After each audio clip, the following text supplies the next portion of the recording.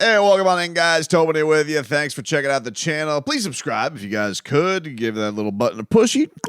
And if you guys could also subscribe to the Tobin and Leroy Show weekdays, 10 a.m. to 2 p.m. That would be grand. First day of joint practice, everybody. That's what was going on in Dolphins land today. And it was a matchup of friends. Friends turned foes, but kind of seemed like friends. Raheem Morris, head coach of the Atlanta Falcons, and Mike McDaniel, they go way back. Washington days, Atlanta days, and Raheem Morris had a lot of high praise for Mike McDaniel. So much so, this man goes out there and he defensive-minded coach Raheem Morris, of course. That is his bag, his background. Of course, has some knowledge of this Dolphins team, Jalen Ramsey. But Raheem, some high praise from McCoachin and everything that he has brought to the Dolphins. It's awesome, being with Mike for all those years here in Atlanta and having the ability to grow with him. I remember moving over to offense. He was one of the people that was instrumental in teaching me the offense and what we did with Kyle Shanahan and some of those things. So that was a really good experience. And we go way back to Washington days. And I mean, it's just so much history there between us. And that's like my little brother. He's one of those guys I talk about all the time and got so much respect for him, what he's been able to accomplish and do in this league. Particularly last year, he redefined some of the offensive styles, some of the way we play, some of the unique motions that you see going across the league right now.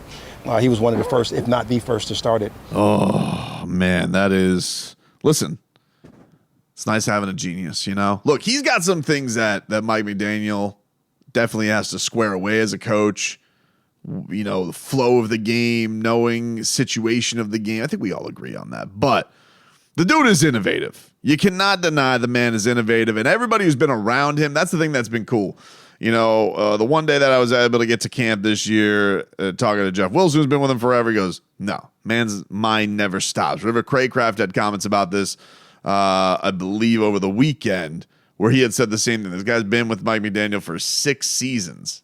That much experience with him. It's like, mind never stops. Everybody's been saying that. The guy is always trying to tweak, always trying to throw in wrinkles, always trying to innovate.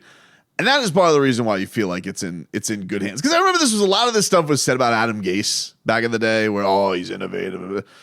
Adam Gase was really nothing but Peyton Manning's water boy. I mean, let's be honest with you. Probably made a good coffee, went to the Peyton Manning well a little bit too much, made Jay Cutler less terrible than he had been. And everybody's like, oh, what a guru. But the weird thing about him that I never got with is he seemed to hate the team that had the most success. He hated that team and the way that they play. A pound the rock team, a team that could control the game. He wanted flash and 5'7" receivers, but not as talented ones and guys that would drop the ball like crazy. You did get that one moment with Albert Wilson and Jakeem Grant. High-fiving though. They'll always have that. But Mike McDaniel just seems like the complete opposite. He's going to build around the pieces that he has, and not only that, he's going to harbor that love for it. He's going to nurture it in a lot of ways. He's a football philosopher in a lot of ways, And so to hear that from Raheem Morris, everybody's trying to jack his style, everybody's trying to pick things up. Hell, they're trying to outlaw.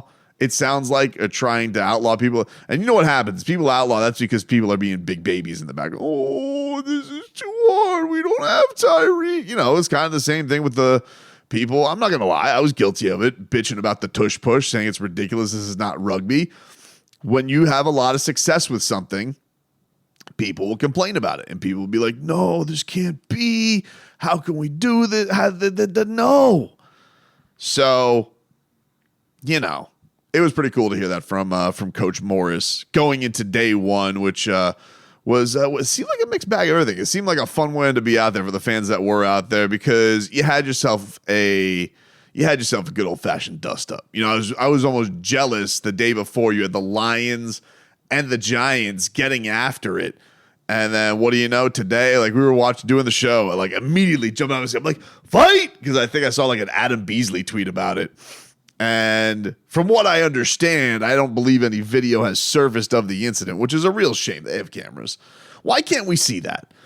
It's all in good fun, right? Everybody says it's not a big deal. Why can't we get video of that? We get video of everything else. We'll get video of the highlights. The Atlanta Falcons, they put out a highlight package of everything that happened for their team. The Dolphins, they do the same thing with their Twitter clips and their Instagram clips.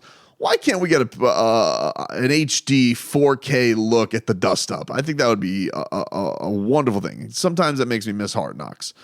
But apparently Drake London gave a little shovey shove to Ethan Bonner. Brouhaha ensues. Apparently Chop Robinson was in the middle of it, which I'm not going to lie, that gave me the goosies. To know that the rookie was in there and he was mixing it on up. I love that because look, played this clip yesterday on the recap video, played this on the radio show yesterday about Tim Bowens, because there's this whole thing about the Dolphins mentality and that they feel like they want to bring something a little bit different. And Calais Campbell gave some insight into this. I'll play this for you about the idea that the Miami Dolphins, want to show teams that they can be intimidating and they can bring that, that dog mentality to the football field. But, he was basically saying, he goes like, I think that this can show you who the tough guys are. I mean, I think we got a whole bunch of guys that scrappy, there's a narrative, that I think we try to change, and, we want to be tough guys, that's just part of it, just go out there and showing that we ain't gonna take nothing. But overall, though, it's about the work. It's about the work, but it is interesting. Like, there's been two outsiders from last year who have come here, very credentialed guys, very respected veterans, Jordan Poyer, Calais Campbell, who have, and Jordan Brooks, quite frankly. Jordan Brooks was the first guy, I believe I remember hearing this on the record about the Dolphins and this bully mentality, this physical mentality that they want to bring to the table. And so perception is reality in a lot of ways. Like, if you have three of your free agents coming in here and saying, look, the knock on you guys is you are soft, and this bucks against that narrative, and especially if a young guy who is coming up on the ranks is going to bring that. I think that's a lot of great stuff. Now, the thing that's a little bit weird about this whole bully mentality thing is I don't think anybody thought last year the Dolphins' defense was soft. I don't think anybody had that mentality. I don't think anybody looks at a Zach Sealer, who Calais Campbell could not praise anymore today, where he was like, we're led by Zach Sealer. That's how we're going to stop the run. I was like, oh, that's a Sealer on up. I mean, speak sweet nothings to me, Calais Campbell, in your beautiful monster voice. But it is interesting because while Calais is like, yeah, we want to have this narrative of tough guy mentality, and he does think that there's an accountability. He thinks he had these interesting things about like the Dolphins culture, what he had heard and what it actually is. But that whole picture that everybody has of the Dolphins, I don't think anybody looks at the Dolphins defense and thinks that's the soft part of the team. It's kind of going to the perception of what Willie Snead said, right? And I say this as a big Tua fan, but it's like the Dolphins will be awesome when Tua stop being soft AF. And you could just replace Tua and you could just put Dolphins offense. And to not have that mentality that they are a soft team. Though Tyreek was asked today, I think it was Chris Perkins who had asked him, like, people like your style, though. People like that. Would you agree with that? And Tyreek was like, yeah. He's like, being flashy is awesome. I think we do. I'm right there with you, man. Like, we got some fast guys, some flashy guys, physical guys, whatever you want, man. Like, we make everything look good, man, because people want to see, like, explosive. They want to see dynamic. They want to see the big plays down the field. And now that we added OBJ, our celebrations are going to get better. So it's a win-win for us. Guilty. I like the flash. I like razzle-dazzle. I like pizzazz. Yes, you could be a smart ass in your comments. I'm sure there'll be 900 of you that'll be like, I like playoff wins. Understood. But you got to admit, this style is fun. It's a lot more fun. I remember watching the boring stuff. Remember watching Jakeem Grant and Albert Wilson. It wasn't fun. Except for that one high five touchdown. And then the one guy that I did like who played physical, they got, the coach hated him and he got rid of him because I guess he was too physical and he didn't like the British accent. I don't know what to tell you.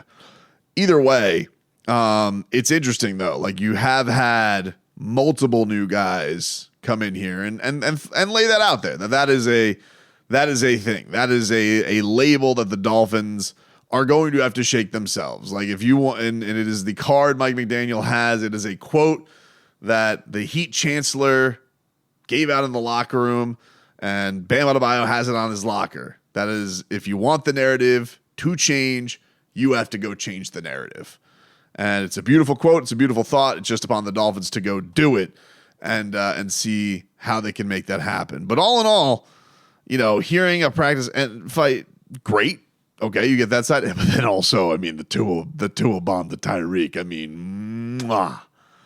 That's good. That never gets old. And Tyreek's right. Like, hey, I don't want to hear squat about Tua deep ball. This guy's they're so good at the deep ball. Nobody's better at the deep ball than them.